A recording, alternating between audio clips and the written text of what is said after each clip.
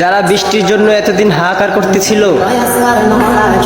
ঢাকাতে হয়তো বৃষ্টি নেমেছে, এখন তারা গান গাইছে বৃষ্টি পরে টাপুর টুপুর পায়ে দিয়ে সোনার নুপুর।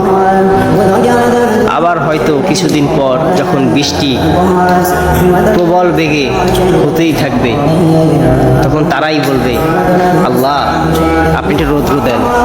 সুতরাং দিন শেষে এটাই বলতে চাই, রৌদ্র বৃষ্টি ঠান্ডা গরম এগুলো কিন্তু জাহান্নামে দুইটা স্থল আছে, যে স্থল থেকে ঠান্ডার দিনে ঠান্ডা আসে, গরমের দিনে জাহান্নাম গরম নিঃশ্বাস ছাড়ে, ঠান্ডার দিনে শীতকালে সে ঠান্ডা নিঃশ্বাস ছাড়ে। সুতরাং ঠান্ডা বলেন গরম বলেন প্রত্যেকটাই আল্লাহ পাকের নিয়ামত। যে আল্লাহ পাকের নিয়ামতের শুকরিয়া আদায় করবে সে ঠান্ডার দিনেও গরম অনুভব করবে আর গরম দিনে ঠান্ডা অনুভব করবে, এটাই ইমানদারের লক্ষণ। সুতরাং আল্লাহকে দোষ দিয়ে না, নিজের চরিত্র, নিজের আকল, বিবেক, ইমানকে শক্ত মজবুত করুন, দেখবেন আল্লাহ পাক আপনার সহায় থাকবে। এক নিঃশ্বাসে সকল হালাতে বলবেন আলহামদুলিল্লাহ।